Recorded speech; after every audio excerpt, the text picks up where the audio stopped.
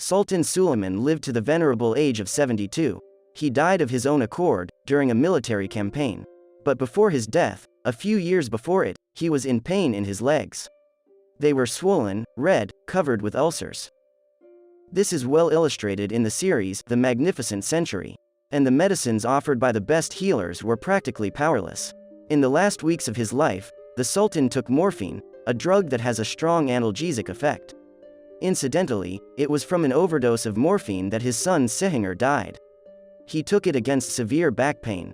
But we are talking about the Sultan's disease. It is known that it was gout, a severe chronic disease of the joints. It affects adults. Women don't get gout until menopause.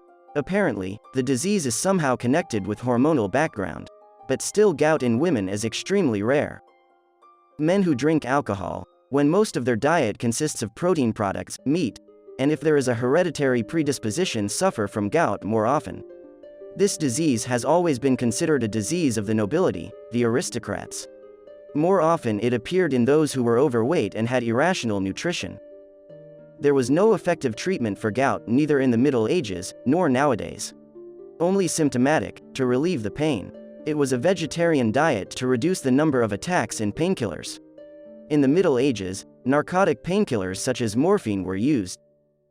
But although the disease is very severe, Suleiman did not die from it. It is known that the Lord was on his 13th military campaign, near the fortress of Szigetvar in Hungary. Of course, he no longer rode a horse and did not directly participate in the battle, but nevertheless, his presence greatly boosted the morale of the army. The last episode of The Magnificent Century shows how the Sultan's call led to the victory of the Ottoman army. This was indeed the case. The Lord was killed by dysentery. This is a rather severe intestinal infection, which is now easily treated with antibiotics. But back then there were none. Many warriors suffered from this disease while on the march. Contaminated water was to blame for the infection. And Suleiman was let down by his failing health, his age.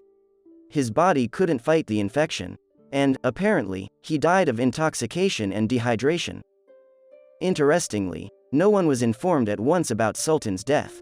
The chief vizier of the sovereign ordered the embalming of the Sultan's body.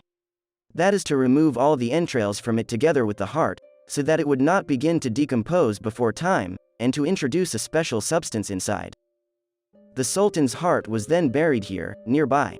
True, our contemporaries have not found it. The Sultan's body was carried to the palace as if alive. At the same time, Shahzada Selim was informed that his father had passed away and he must come to the capital to take the throne.